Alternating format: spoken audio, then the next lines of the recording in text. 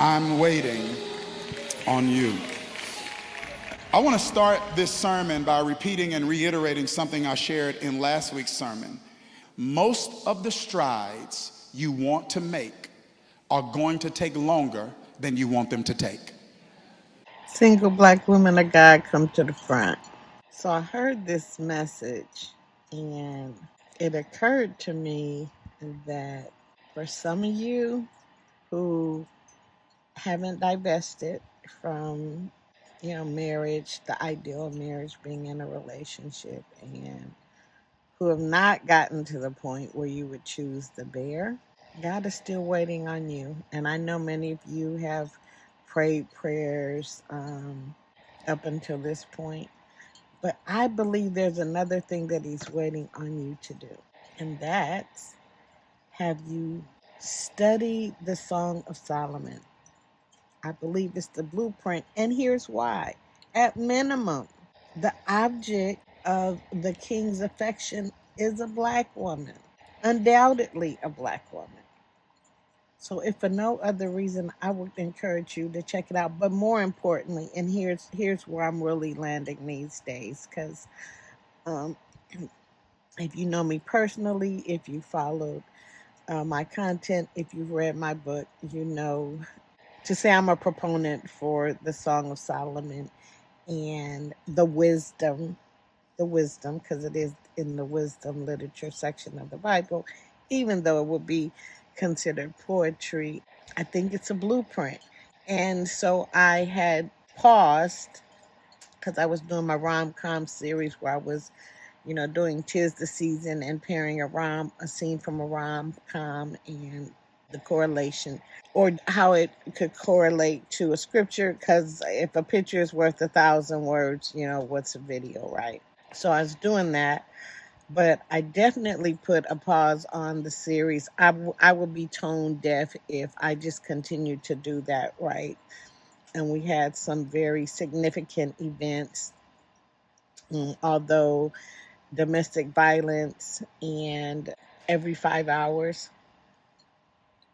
a black woman is unalived in the United States. Even with those statistics, there was one month, I believe it was April, there was some significant, more so on social media. Some of the culprits of the crime were high visibility, so there were think pieces and a lot more visibility on that. And I would be remiss if I continued to post, rom-coms in that season. So I took a pause. And not only that, it really impacted me and I felt burdened.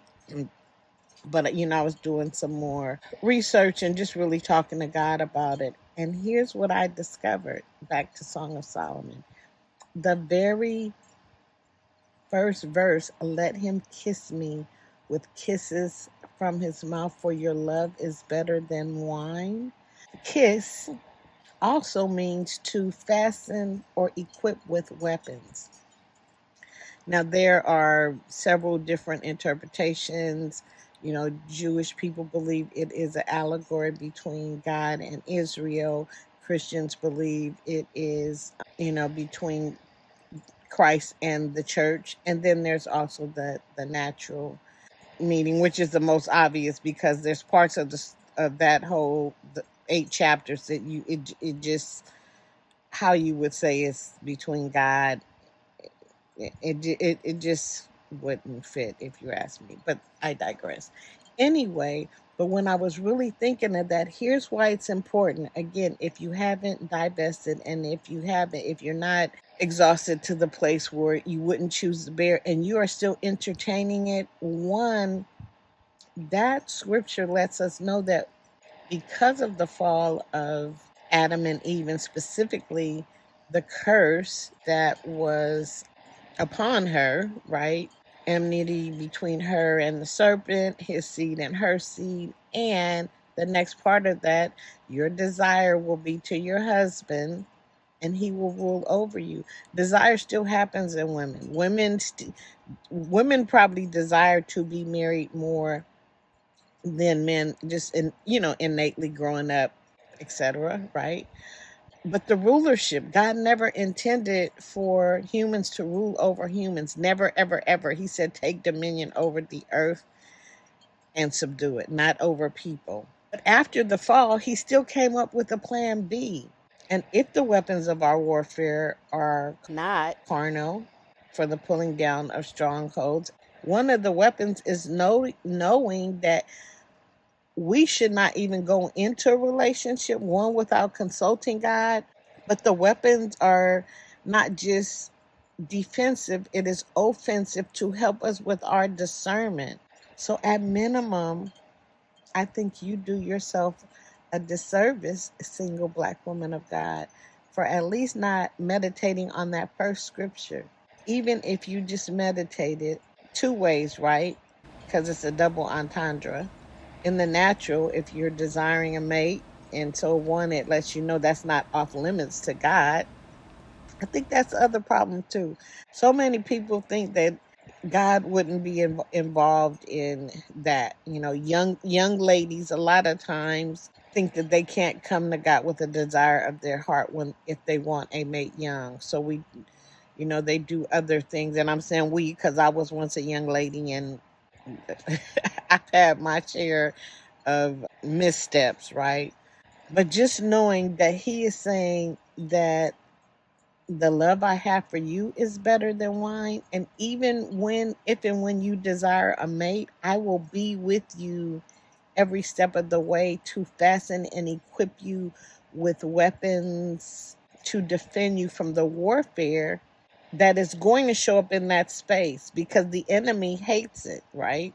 And again, because from day one, after the fall, it's like I will put enmity between his seed and your seed, which means the enemy has imps.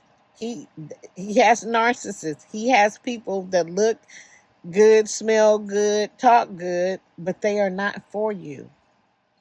And these are some of the very same people when we read about who's unaliving their families, their girlfriends, their baby mamas. It's those same people. And if we don't have the discernment, because in the natural, we just can't see and know everything, God is saying, include me in your first desire to be with someone, and I will equip you. I will help give you better discernment when all of the things match your list in the natural, but He's saying, not it. So, again, I think some of you think that you're waiting on God. I say He's waiting on you. All right, beloved. Until next time, I wish that you prosper and be in good health, even as your soul prospers.